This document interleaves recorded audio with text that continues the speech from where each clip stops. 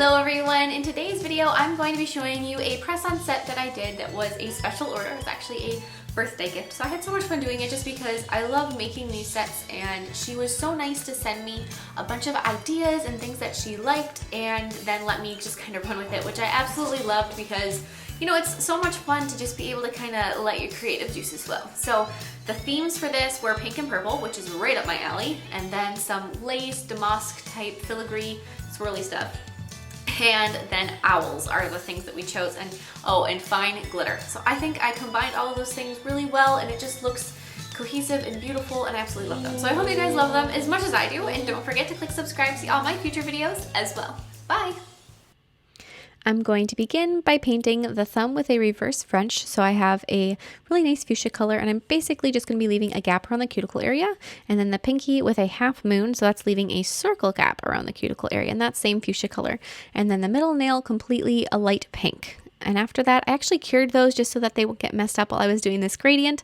So now I'm going to do a gradient or an ombre from light pink to the fuchsia to then a dark purple. So I'm going to grab my darker purple color and apply that right to the tip. And then after I have that, I'm going to take a piece of sponge and I'm going to sponge across it to blend all three of those colors together.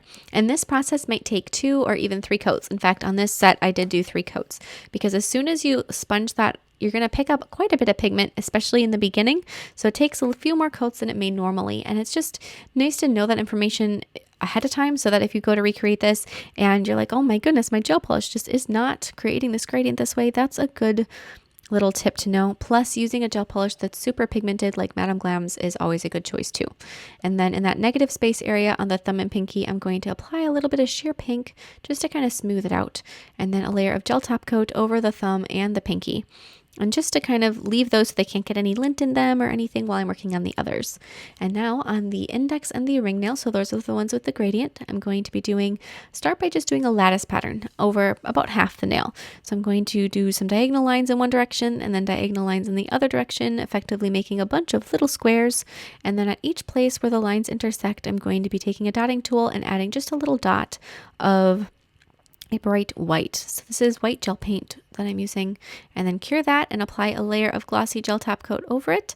And then still using my white gel paint, I'm going to be creating a little frilly pattern over the top of the lace. And especially when it's just all of this white, it looks like it's a really kind of almost distracting combination because there's these 2 patterns going on. But you'll see in just a moment that we're going to sprinkle this with glitter. And then once it has that glitter on top of it, it just all sort of comes together and it looks like it's beautifully layered, and it is actually a pretty easy design once you get, you know, some good brush control.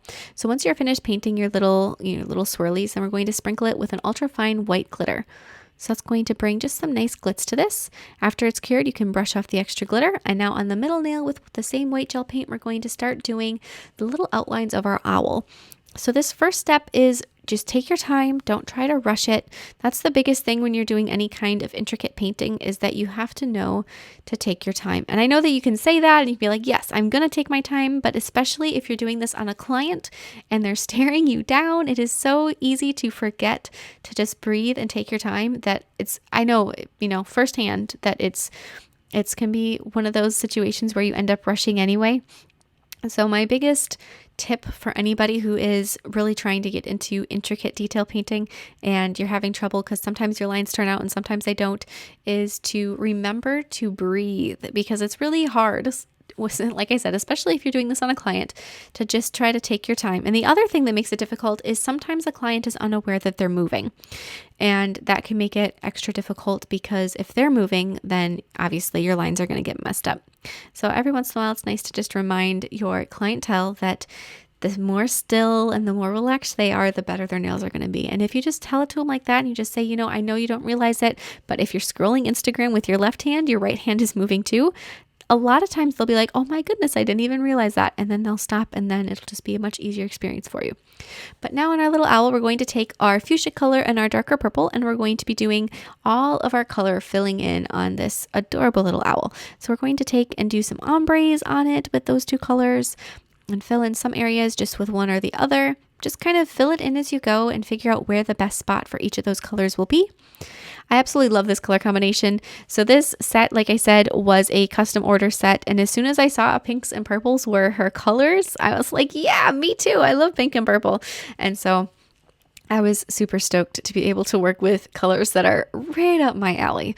So we're going to fill in around the owl's eyes with the darker purple. And that's one of the only places where I'd say you want to be more specific with your color placement instead of just kind of letting the colors go where they want to, because you want the eyes to be nice and intense and dark. So I'm going to add some of that lattice pattern across our owl's wings because we're tying this whole thing together and using some of the swirliness and the lattice from the other two nails on this one. And then using our dotting tool, we're going to add some dots on here too. We want everything to tie together and just look like it is very cohesive. And so we're going to add dots where it feels like we need some. And then the only place we have black on this nail is going to be, or on this design, is going to be on our owl. So we're going to take some black gel paint and do just a very small amount of black detailing. And the reason for this is because we want this nail to be kind of the highlight of the design and really stand out. And without just a little bit of black, details around the eyes are going to get lost and around the beak. So if you use just a small little bit of selective black, it's going to make this particular nail stand out and really be the highlight of the set. So we're going to fill in the whole beak area of the owl with black and the pupils of the eyes. And in a moment, you'll see that the beak isn't going to just be solid black, but first we're going to apply a layer of gel top coat and cure it. And then we're going to do that glitter layer like we are on the rest of the nails. So on a few select spots, we're going to be reapplying our layer of white gel paint. So that's going to be over the little eyebrow areas of our owl. And then we're going to repaint the beak of the owl and then add some toes. So just add some toes right on the bottom of the nail. And then we're going to sprinkle it with that ultrafine glitter and cure it. And after that's cured, we can move on to the next one, which will be the thumb. And we're going to be creating our little swirly pattern on this one too, going right along the top of the nail. And this is going to sound crazy, but for me, the thumb and the pinky are my favorite nails out of this set. They're just so gorgeous and kind of elegant and simple. I just love them so much. So don't discount them because they're not quite as detailed or as interesting, I guess, maybe as the rest, but I really like these ones. So use that white gel paint and never flash cure it or anything, because as soon as you flash cure it, the glitter won't stick. So make sure it's completely wet before you sprinkle it. Then sprinkle it with the glitter again, cure it, and now on the pinky, we're going to do the same thing and kind of let the shape of the negative space guide your leafy swirly pattern. So for the thumb, it's going to go kind of in a nice curve up and around the cuticle area.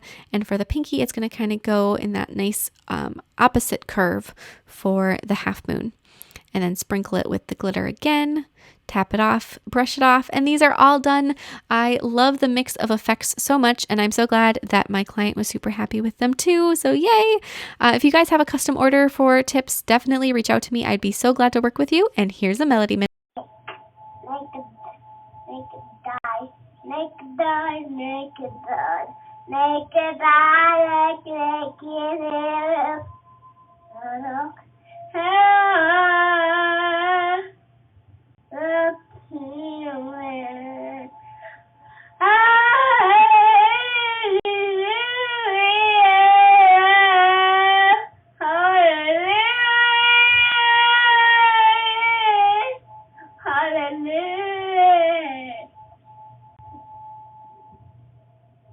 So Melody was supposed to be sleeping when she was singing Naked Guys Hallelujah, and I don't even know where she would have gotten that from. I promise it wasn't from me, but I thought it was hilarious.